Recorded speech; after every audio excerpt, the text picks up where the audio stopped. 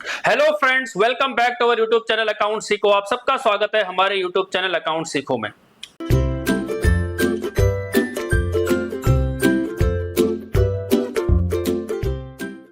Friends, हमने CA foundation accountancy start की है, जिसके अंदर हम काफी टॉपिक कवर कर चुके हैं। आज का जो टॉपिक होगा हमारा वो है contingent assets and contingent liabilities. अगर हम बात करें कंटिजेंट असेट्स की तो है क्या? इट मींस ऐसा जिससे एक फ्यूचर असेट्स ड्राइव हो, एक फ्यूचर असेट्स क्रिएट हो, उसे हम नाम दे रहे हैं कंटिजेंट असेट्स का। इट मींस फ्यूचर में कोई असेट्स क्रिएट होने वाली है, बट किसकी वजह से? Due to past events. Past में कुछ इवेंट्स हुए हैं जिसकी वजह से आपको एक असेट्स क्रिएट होने वाली है।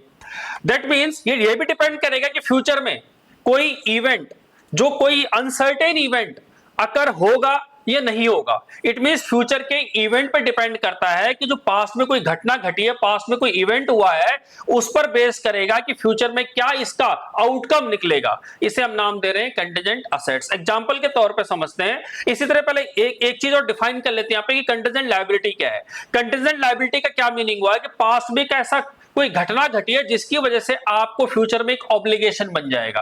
फ्यूचर में क्या बन जाएगा? आपको एक ऑब्लिगेशन बन जाएगा। क्या चीज का ऑब्लिगेशन बनेगा? कि आपको फ्यूचर में अमाउंट पे करना पड़ सकता है और नहीं भी करना पड़ सकता है। इट मींस अगेन ये डिपेंड करेगा कि फ्यूचर में उसका आउटकम क्या निकलेगा, आपके फेवर में निकलेगा या आपके अगेंस्ट निकलेगा। इट मींस अगर कोई इवेंट जो पास्ट में हुआ है, एक ऐसी घटना जो पास्ट में हुई है जिसकी वजह से आपको लगता है कि वो केस आपके फेवर में आएगा या आपके अगेंस्ट आएगा। अगर आपके फेवर में आता है तो वो आपकी असेट्स कहलाएगी और आपके अगेंस्ट जाएगा तो वो आपकी लायबिलिटीज कहलाएगी। तो यहां पर यही कहना चाह रहा है कि contingent assets and contingent liability का क्या मीनिंग हुआ? कंटिजेंट असेट्स का मीनिंग हुआ कि फ्यूचर में ऐसा कुछ होगा या नहीं होगा जिसके ऊपर आपका अधिकार बनेगा। इसी तरह कंटिजेंट लायबिलिटी क्या होगी कि फ्यूचर में ऐसी कोई घटना घटेगी, फ्यूचर में कोई ऐसा आउटकम आएगा जिससे आपको पे करना पड़ सकता है। अगर आपको पे करना पड़ सकता है तो देयर इज एन ऑब्लिगेशन, आपका ही फ्यूचर का एक ऑब्लिगेशन है। एग्जांपल के तौर पर समझते हैं। मान लेते हैं कि आपने कोई कार खरीदी, आपने कोई कार खरीदी किसी कार के शोरूम से। मान लीजिए आपने मारुति की कार खरीदी, मारुति से। अब सोच के देखिए कि आपकी कार में किसी वजह से कोई स्पार्कल हो जाता है, कोई आग लग जाती है, जिसकी वजह से आपको नुकसान हो जाता है। आप क्या करते हैं? मारुति पे क्लेम कर देते हैं।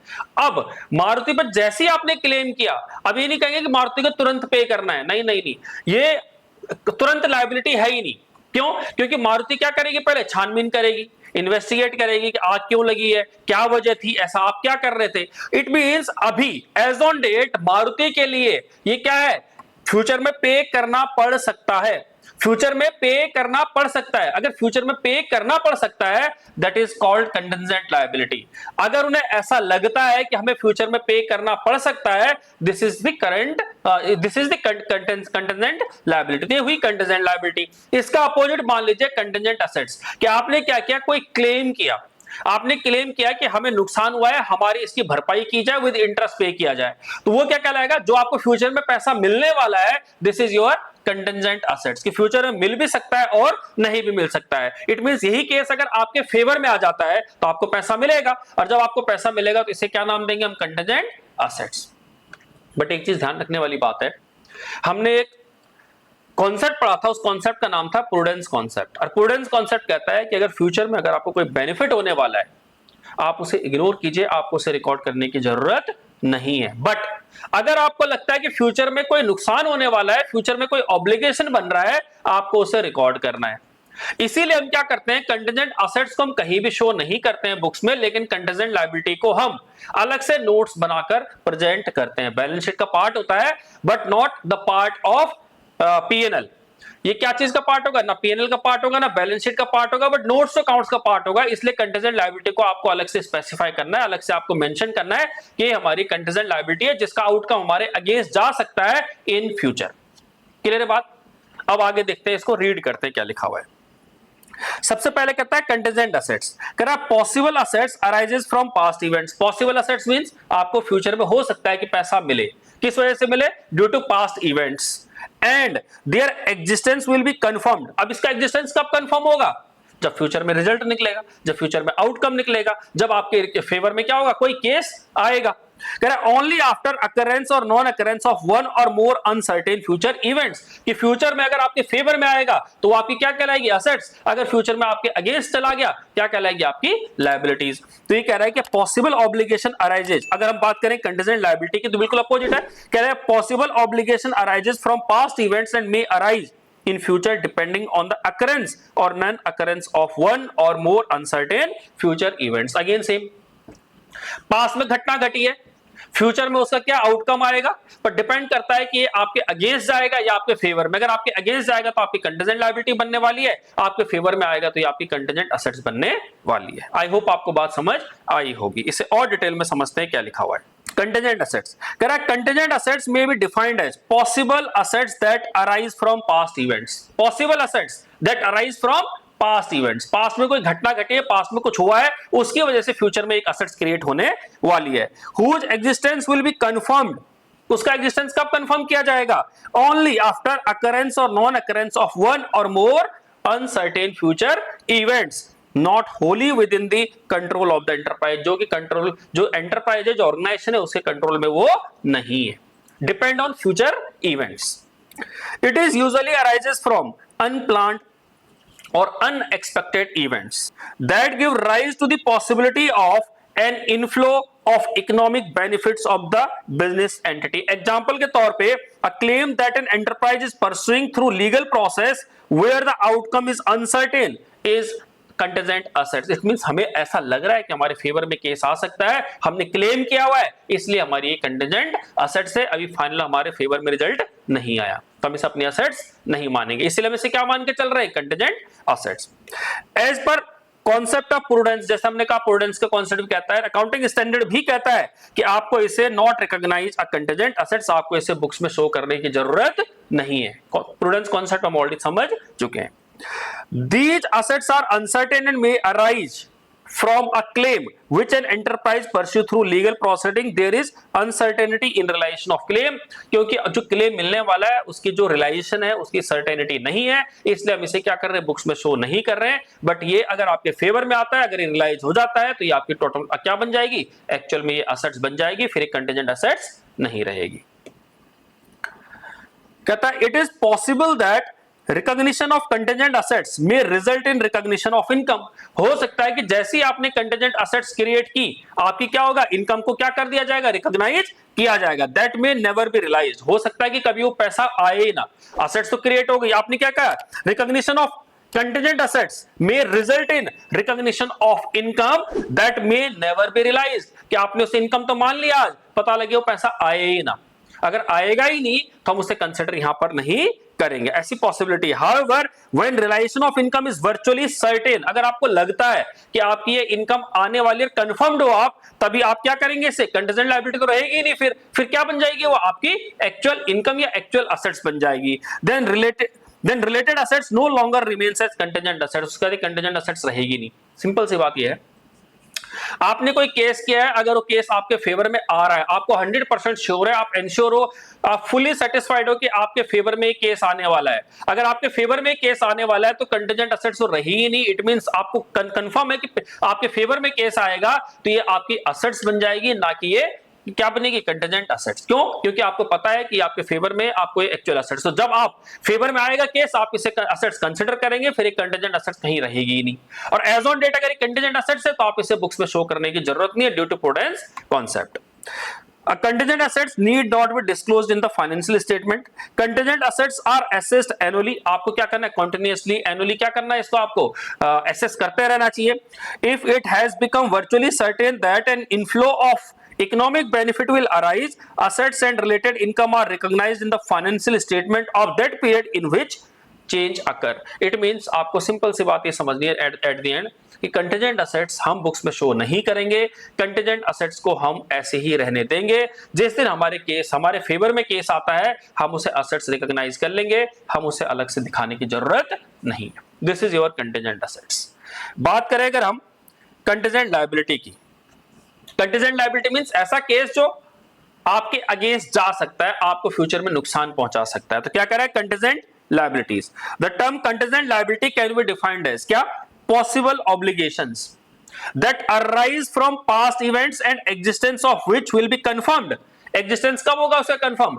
Only when the occurrence or non-occurrence of one or more uncertain future events not wholly within the control of the enterprise. It means contingent liability क्या है? Contingent liability एक past में घटना घटी है जिसका फ्यूचर में एक ऑब्लिगेशन बन सकता है। यह भी डिपेंड करेगा कि फ्यूचर में जो आउटकम आएगा, it means occurrence and non occurrence of the transaction, जो भी occurrence and non occurrence of event होगा जिसका कंट्रोल नहीं है ऑर्गेनाइजेशन के पास, क्योंकि कंट्रोल होगा वो तो फिर तो आपके फेवर में ही आएगा। अनकंट्रोलेबल चीज है, फ्यूचर में उसका अकरेंस और नॉन अकरेंस पर डिपेंड करता है कि वो आपके फेवर में है या आपके अगेंस्ट है। A present obligation that arises from past events but is not recognized because हम क्यों रिकॉग्नाइज कर रहे हैं उसे आज हम उसे इसलिए रिकॉग्नाइज नहीं कर रहे हैं क्योंकि वो हमारे फेवर में भी केस हो सकता है। It is not probable that an outflow of resources embodying economic benefits will be required to settle the obligation. पहली बात तो हमें ये नहीं पता है कि हमें ये फ्यूचर में पे करना पड़ सकता है, क्योंकि हमारे फेवर में भी तो केस आ सकता है।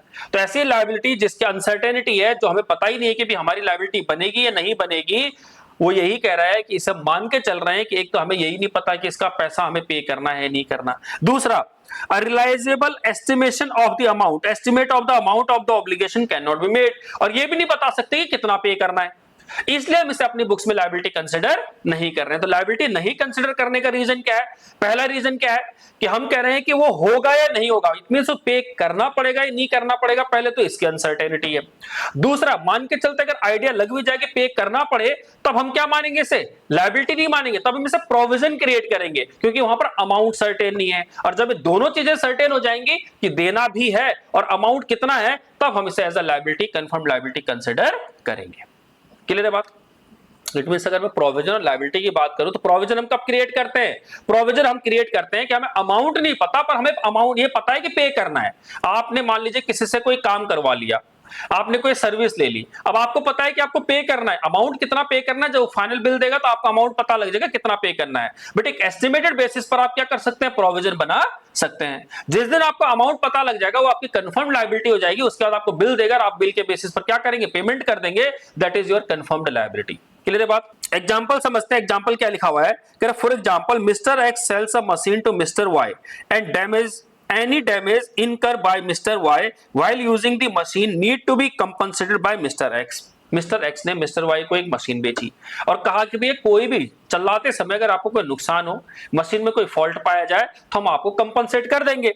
करा few days later from the date of sale of machine, Mr. X received a notice from Mr. Y. Mr. Y ने एक नोटिस भेज दिया कि Mr. X को, who is claiming a damage of ₹20 lakh. वो कह रहा है कि मेरे को 20 लाख रुपए का क्लेम दीजिए क्योंकि आपकी मशीन में कोई दिक्कत थी जिसकी वजह से उन्हें नुकसान हुआ है।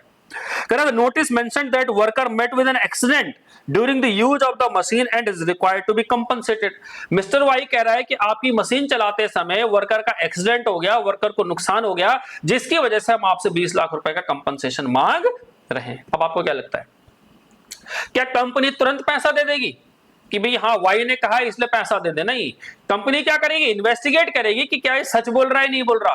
क्या ऐसा तो नहीं है कि जो भी आपका वर्कर था उसने कोई लिथार्जिक वर्क किया या उसने मिस हैंडल किया मशीन को या उसने सही से नहीं चलाई, उसकी कहीं ना कहीं उसकी कमी की वजह से ये एक्सीडेंट हुआ है?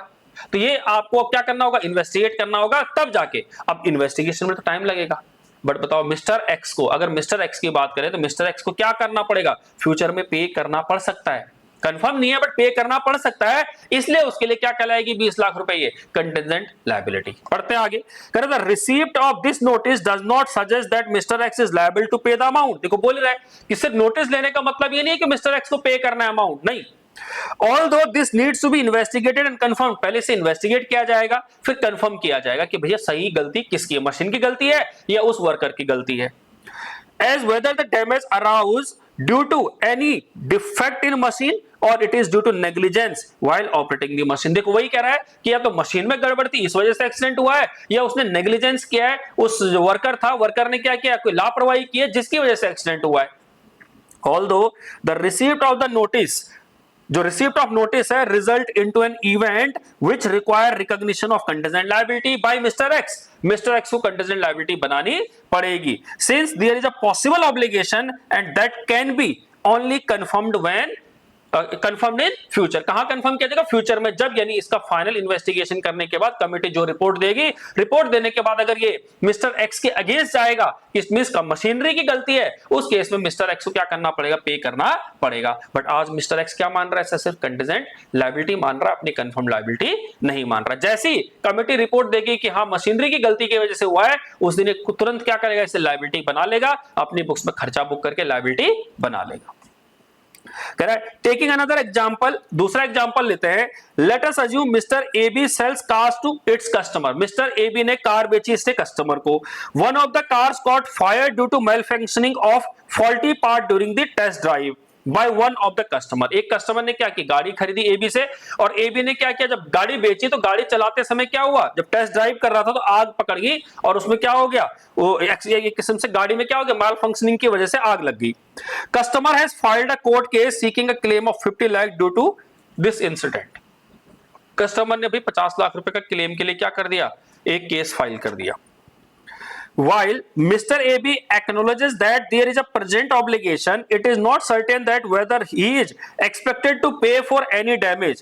The final outcome will only be known during the court proceeding. It means पता लगेगा जब कोर्ट में केस होगा, केस चलेगा, केस के दौरान जो भी होगा, जो रिजल्ट आएगा वो बाद की बात है। बट एज ऑन डेट अभी उसे पता है कि यहाँ पर कंफर्म लायबिलिटी नहीं है, इसलिए वो क्या करेगा? इसे कंटीजेंट लायबिलिटी में कंसिडर कर लेगा।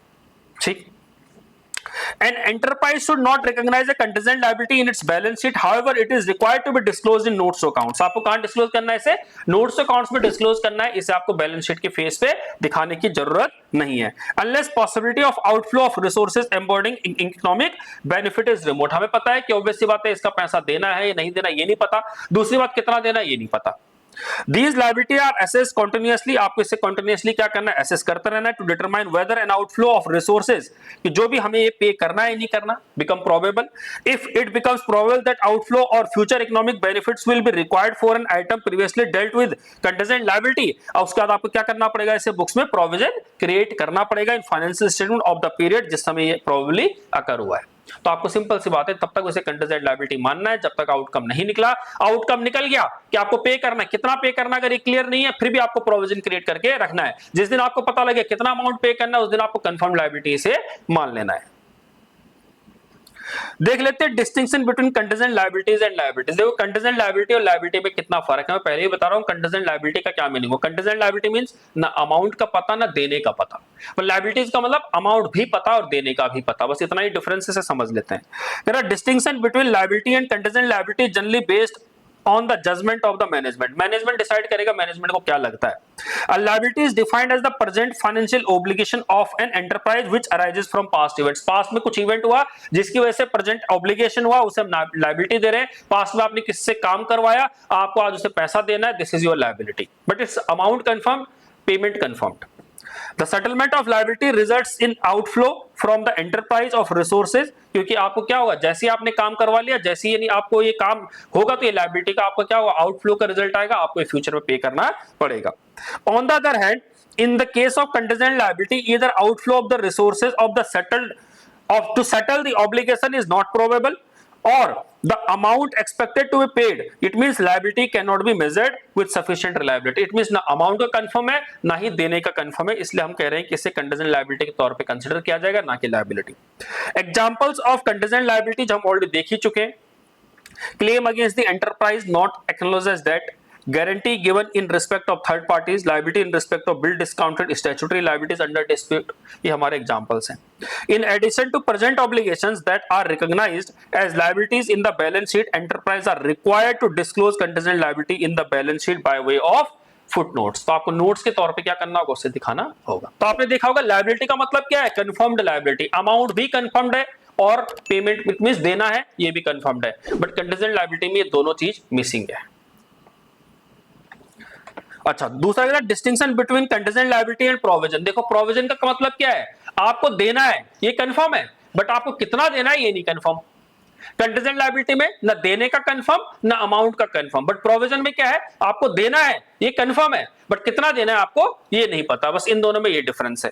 तो कह रहा है प्रोविजन की बात करें या कंटीजेंट लायबिलिटी की बात करें, तो प्रोविजन कह रहा है is the present liability of uncertain amount. Present liability of uncertain amount, amount नहीं पता बट देना है। which can be measured reliably by using a substantial degree of estimation. It means अंदाजा लगाया जा सकता है by considering the facts and figures, implications, indications. उसके बेसिस पे अमाउंट का डिटर्मिनेशन किया जा सकता है. वो एक्चुअल नहीं होगा बट एक एस्टिमेटेड होगा. A contingent liability is a possible obligation that may or may not crystallize depending on the occurrence or non-occurrence of the one or more uncertain future events. आपको पता है कि contingent liability होगी नहीं होगी अभी उसका ही नहीं पता, अमाउंट तो बात की बात है. A provision meets the recognition criteria. Provision को आपको बुक्स में दिखाना होता है इसलिए रिकॉग्नाइज करती है क्या, रिकॉग्निशन के क्राइटेरिया को फुलफिल करती है, बट कंटीजेंट लायबिलिटी नहीं करती क्योंकि कंटीजेंट लायबिलिटी को आपको फुटनोट में दिखाना होता है, बैलेंस शीट में नहीं दिखाना होता. Provisions is recognised. प्रोविजन को कब रिकॉग्नाइज करेंगे?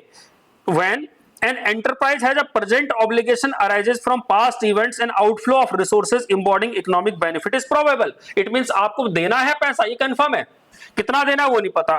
A reliable estimate can be made of the amount of the obligation. और एक reliable estimate लगाया जा सकता है कि उसने कितना काम किया है, उसके बेसिस पर इतना अमाउंट दिया जा सकता है. Contingent liability include present obligation that do not meet the recognition criteria because either it is not probable that settlement of these obligations will require outflow of economic benefits or the amount cannot be reliably determined. It means ना amount का पता है ना ही देने का पता है.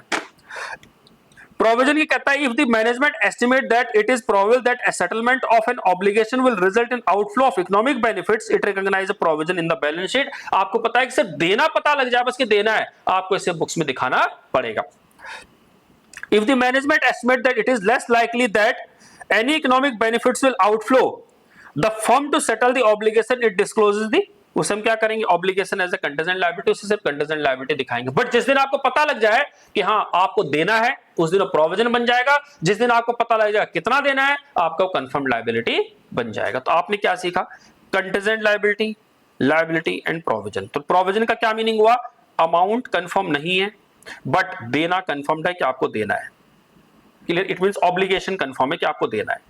Liability की बात करें, यहां अमाउंट भी देना है कितना ये पता है, और ऑब्लिगेशन है ये देना है ये तो आपको पता ही है. कंटीजेंट लायबिलिटी में अमाउंट कितना है ये तो पता ही नहीं है, अमाउंट की अनसर्टेनिटी है, इवन ये भी नहीं पता कि हमें देना है या नहीं देना है, दोनों में मिसिंग है. तो बस ये तीनों में डिफरेंस है, ये आपको आइडिया रहना चाहिए. आई होप आपको contingent assets and contingent liability समझ में आई होगी, आपको एग्जांपल समझ में आएगा, इसका प्रेजेंटेशन समझ में आएगा. कंटीजेंट असेट्स आपको कहीं नहीं दिखानी, कंटीजेंट लायबिलिटी आपको फुटनोट में दिखानी है.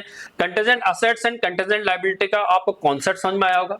सो आई होप आपके पास कोई भी केस आए एग्जाम में आप समझ सको कि कंटीजेंट असेट्स बनेगी या कंटीजेंट लायबिलिटी बनेगी, कंफर्म लायबिलिटी बनेगी या सिर्फ प्रोविजन बनाना है, आपको ये भी समझ आया होगा. ठीक, ये था हमारा आज का topic contingent assets and contingent liabilities. So इस तरह से हमने सीखा contingent assets and contingent liability किसे कहते हैं. कंटीजेंट लायबिलिटी के अंदर भी कंफर्म लायबिलिटी है या प्रोविजन बनाना है वो हमने सीखा. तो ये हमारा contingent assets and contingent liability था, जिस पर बेस जो भी क्वेश्चन आपके एग्जाम में आएगा आई होप आप आइडेंटिफाई कर पाओगे contingent assets and contingent liability है. कंटीजेंट लायबिलिटी में भी प्रोविजन बनाना है या उसे कंफर्म लायबिलिटी मान लेना है. क्लियर है बात? अगर कोई डाउट आए तो आप कमेंट सेक्शन में लिख के भेज सकते हैं, definitely we will reply on that as early as possible. ठीक, जो नेक्स्ट टॉपिक है हमारा वो है हमारा अकाउंटिंग पॉलिसीज. अब समझना अकाउंटिंग पॉलिसीज है क्या. हम कहते हैं हम सारी अकाउंटिंग करेंगे एज पर अकाउंटिंग स्टैंडर्ड करेंगे, एज पर क्या करेंगे, इंडियस करेंगे, एज पर अगर इंटरनेशनल अकाउंटिंग है तो IFRS करेंगे. इवन हम बात करें हमारे जो अकाउंटिंग कॉन्सेप्ट्स हैं, प्रिंसिपल्स हैं, कन्वेंशंस हैं, रूल्स हैं, गोल्डन रूल्स ऑफ अकाउंटिंग, हम सारे का सारा उसके बेसिस पे करेंगे. इट मींस एक सेट ऑफ रूल बना हुआ है कि सेट ऑफ रूल के हिसाब से ही सारी की सारी अकाउंटिंग होगी. उस रूल के अंदर क्या हो सकता है, concepts, convention, principles, accounting standard, Indians, IFRS, cost accounting standards, auditing standards, all these comes out in this. But important चीज क्या है, इंपॉर्टेंट ये है कि क्या सारी चीजें हर कंपनी पर एप्लीकेबल होंगी, क्या सारी चीजें हर कंपनी के फेवर के हिसाब से होंगी. क्योंकि अगर हम बात करें मेथड्स की तो डेप्रिसिएशन के भी कई मेथड्स हैं. अगर हम बात करें इन्वेंटरी वैल्यूएशन की तो उसके भी कई मेथड हैं. अगर हम बात करें इन्वेस्टमेंट को रिकॉर्ड करने की किस वैल्यू पर रिकॉर्ड करना है उसके भी कई तरीके हैं. तब इंपॉर्टेंट चीज ये आ जाती है कि क्या हर ऑर्गेनाइजेशन को एक मौका नहीं मिलना चाहिए कि वो अपनी प्रेजेंटेशन जो उसकी फाइनेंशियल स्टेटमेंट है वो कैसे ट्रू एंड फेयर व्यू दिखाए. इट मींस उसे मौका मिलना चाहिए कि ट्रू एंड फेयर व्यू दिखाने के लिए वो खुद की अपनी अकाउंटिंग पॉलिसी बनाए, खुद की अपनी अकाउंटिंग करने का तरीका बताए कि हम अकाउंटिंग इस प्रकार करेंगे, हम इन मेथड्स को फॉलो करेंगे। क्योंकि आपने कंसिस्टेंसी प्रिंसिपल पढ़ा था, जहां पर हमने सीखा था कि अगर आपने कोई मेथड एक बार यूज कर लिया तो आप उसे चेंज नहीं करोगे जब तक कि आपकी बैलेंस शीट में कोई ऐसी दिक्कतें ना आ रही हो जो कि आपकी ट्रू एंड फेयर व्यू नहीं दिखा रही हो। तो इंपॉर्टेंट चीज क्या होगी? इंपॉर्टेंट चीज यहां पर यह है कि हर ऑर्गेनाइजेशन को एक मौका मिलता है, हर ऑर्गेनाइजेशन को एक मौका दिया जाता है कि वो अपनी खुद की अकाउंटिंग पॉलिसी बनाए कि उनकी अकाउंटिंग के, क्योंकि अलग अलग इंडस्ट्री है, अलग अलग तरीके के काम है, अलग अलग टाइप्स ऑफ वर्क है, नेचर ऑफ वर्क अलग अलग है, फंक्शनिंग अलग है हर ऑर्गेनाइजेशन की। इसलिए हर ऑर्गेनाइजेशन अपनी एक अकाउंटिंग पॉलिसी बनाती है और अकाउंटिंग उसी पॉलिसी के हिसाब से करती है, कंसिडरिंग कि जो भी हमारे रूल्स एंड रेगुलेशंस अकाउंटिंग के वो फॉलो किए जाए। अगर किसी कंपनी पे अगर अकाउंटिंग स्टैंडर्ड एप्लीकेबल होते हैं तो अकाउंटिंग स्टैंडर्ड के हिसाब से चलना है, किसी कंपनी पे अगर इंडेस एप्लीकेबल होता है तो इंडेस के हिसाब से चलना है। बाकी रूल्स एंड रेगुलेशंस तो ही हमने देखा था कुछ कंपनी क्या करती है, नहीं जो हमने पढ़ा था कि जो हमारे गोइंग कंसर्न होना चाहिए, एक्रूल होना चाहिए, कंसिस्टेंसी होना चाहिए, ये एप्लीकेबल है ही नहीं है तो वो उन्हें फॉलो कर रहे हैं, नहीं कर रहे तो अलग से मेंशन करना है। तो हम ये कह रहे हैं कि हर ऑर्गेनाइजेशन अपने अकॉर्डिंगली क्या करती है, अपनी अकाउंटिंग पॉलिसी बनाती है। तो ये बात समझ में आ गई आपको कि हर ऑर्गेनाइजेशन की अपनी एक अकाउंटिंग पॉलिसी होती है, बस हम उसी को यहां पर डिस्कस कर रहे हैं। तो अकाउंटिंग पॉलिसी में क्या सिलेक्शन कैसे करेंगे, ये डिपेंड करता है किस पर? प्रूडेंस कॉन्सेप्ट पे, सब्सटेंस ओवर फॉर्म पे और मटेरियलिटी पे। हम तीनों चीजें पढ़ चुके हैं। प्रूडेंस का मतलब क्या होता है, क्या हमें क्या फ्यूचर में क्या होगा, फ्यूचर में जितने भी यानी लॉसेस होंगे या ऑब्लिगेशंस होंगे हम आज कंसीडर कर लेंगे, बट फ्यूचर में कोई बेनिफिट होगा या फ्यूचर में कोई फायदा मिल रहा है हम उसे इग्नोर करेंगे। सब्सटेंस ओवर फॉर्म का मतलब भी सीखा था हमने सब्सटेंस ओवर फॉर्म का मतलब सीखा था कि जो उसकी एक्चुअल प्रेजेंस है वो इंपॉर्टेंट है, legal is not important. Car का एग्जांपल दिया था आपने, ईएमआई में कार खरीदी है, कार आपकी है, टाइटल किसके पास है? बैंक के पास टाइटल है, लीगल ओनर कौन है? भी उसका बैंक है। बट अभी आपको कार है, आपके पास कार है, आप ओनर है उसको, आपको उसकी अकाउंटिंग करनी है, कैसे डेप्रिसिएशन लगाना है, कितना डेप्रिसिएशन लगाना है, बुक्स में से रिकॉर्ड करने के कैसे प्रेजेंट करना है, इट्स अप टू यू। तो सब्सटेंस ओवर फॉर्म समझा था हमने। इसके अलावा हमने मटेरियलिटी कॉन्सेप्ट समझा। मटेरियलिटी कॉन्सेप्ट में क्या समझा हमने कि totally depend on the judgment. अगर आपको लगता है कि आइटम आपके लिए डिसीजन मेकिंग में इंपैक्ट नहीं डालेगी तो आप उसे पेनल में भी चार्ज कर सकते हो, अदरवाइज उसे क्या कर सकते हो, आप कैपिटल एसेट्स कंसीडर कर सकते हो। तो मटेरियलिटी पे डिपेंड करता है कोई ट्रांजैक्शन कितना मटेरियल है बिजनेस के लिए या वो इतना इमैटेरियल नहीं है। एक एक करके समझते हैं। मीनिंग ऑफ अकाउंटिंग पॉलिसी समझते हैं। अकाउंटिंग पॉलिसी मैंने आपको बता ही दिया कि स्पेसिफिक रूल्स एंड रेगुलेशन जो कंपनी अपने खुद के लिए बनाती है, जो भी इसका नेचर ऑफ बिजनेस है उसके accordingly. Accounting policy refers to specific accounting principles and methods of applying these principles adopted by the enterprise in the preparation and presentation of financial statements. Policies are based on various accounting concepts, principles, and conventions. The choice of specific accounting policy appropriate to the specific circumstances in which the enterprise is operating. It means business के ऊपर depend करता है, nature of business के ऊपर depend करता है, किस stage पर काम कर रहा है, कहां काम कर रहा है, किस सिचुएशन में काम कर रहा है, इस पर डिपेंड करता है। Calls for considerate judgment by the management.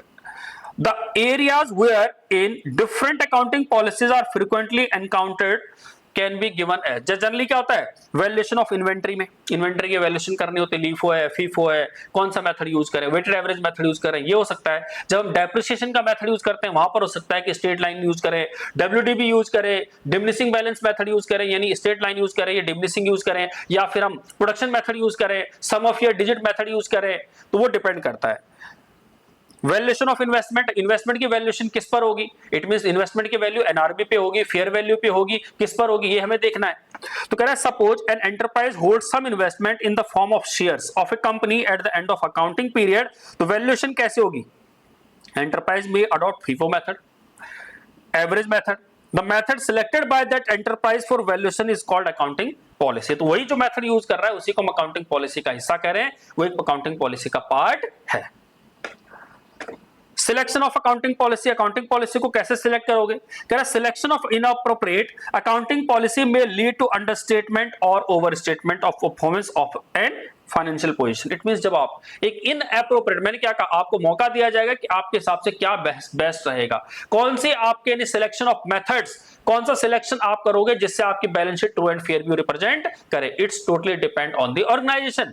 गलती से अगर आपने कोई गलत मेथड यूज कर लिया, आपने कोई गलत तरीका इस्तेमाल कर लिया, उससे क्या होगा, या तो आपकी प्रॉफिट एंड लॉस क्या होगा, अंडरस्टेट हो रहा होगा या ओवरस्टेट हो रहा होगा, जिसकी वजह से आपकी फाइनेंशियल पोजीशन जो है true and fair view represent नहीं कर रही होगी।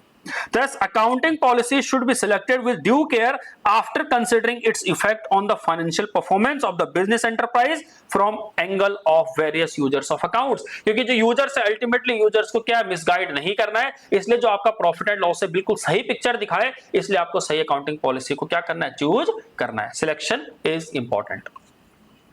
It is believed that no unified and exhaustive list of accounting policies can be suggested which has universal application। कह रहा है ऐसा नहीं है, ऐसा कुछ बना ही नहीं है कि एक अकाउंटिंग पॉलिसी बना दो पूरे जितने भी सारे बिजनेस ऑर्गेनाइजेशन है सब पे वो एप्लीकेबल हो जाएगी। नहीं, ऐसा नहीं है, क्योंकि नेचर अलग है बिजनेस का, काम करने का तरीका अलग है, उनके यानी सॉफ्टवेयर अलग है, उनको प्रोसेस अलग अलग है, हर इन्वायरमेंट अलग है, इवन काम का तरीका अलग है। कुछ माइनिंग इंडस्ट्री है, मान के चल लीजिए, कुछ यानी प्रोडक्शन है, कुछ क्या कर रहे हैं यानी मैन्युफैक्चरिंग कर रहे हैं, कुछ इलेक्ट्रॉनिक आइटम बना रहे हैं, तो there are different different sectors, इसलिए वहां पर एक ही अकाउंटिंग पॉलिसी नहीं यूज की जा सकती।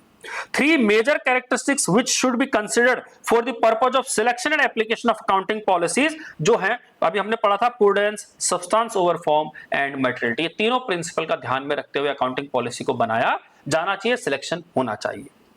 The financial statement should be prepared on the basis of such accounting policies which exhibit true and fair view of state of affairs of balance sheet and P&L। Ultimately purpose यही है कि जो हमारी balance sheet और P&L दिखाए true and fair view दिखाना चाहिए। कहीं भी अगर रिजल्ट खराब आ रहा है तो आप अकॉर्डिंगली चेंज कर सकते हैं अपनी अकाउंटिंग पॉलिसी में। Examples wherein selection from a set of accounting policies made can be given as follows। कह रहा है inventories are valued at cost, cost per करते हैं हम, except for finish goods and by product. अगर हम finish goods की बात करें, बाय प्रोडक्ट की बात करें, तो फिनिश गुड्स किस पर होता है, कॉस्ट प्राइस और एनआरवी व्हिचएवर इज लोअर, हम उस पर कंसीडर करते हैं। तो ये कह रहा है कि अगर हम बात करें इन्वेंट्री की, तो इन्वेंट्री वैल्यू होती है कॉस्ट किस पर, इन फिनिश गुड्स को छोड़ के या फिर बाय प्रोडक्ट को छोड़ के, क्योंकि फिनिश गुड्स को किस पर वैल्यू किया जाता है, finish goods are valued at lower of cost और मार्केट वैल्यू, जबकि बाय प्रोडक्ट को किस पे किया जाता है, एनआरवी पे। तो ये टोटली डिपेंड कि आपको क्या डिसाइड करना है, ये आपके ऊपर है। दूसरा कह रहा है इन्वेस्टमेंट की बात करें, जैसे मान लीजिए long term investment are valued at their acquisition cost, provision for permanent diminution in the value of investment has been made wherever necessary. Sometimes a wrong or inappropriate treatment is adopted for items in the balance sheet or profit and loss account or other statement, तो वो आपको result गलत देगी, आपका true and fair view नहीं दिखा पाएंगे। इसलिए आपको ध्यान रखना है कि जो आप अकाउंटिंग पॉलिसी बना रहे हैं बहुत ड्यू केयर के साथ बना। नेक्स्ट टॉपिक है change in accounting policies. A change in accounting policies should be made in the following conditions. कब आपको करने हैं चेंजेस, पहला जब आपकी balance sheet true and fair view नहीं दिखा रही हो, पहली चीज।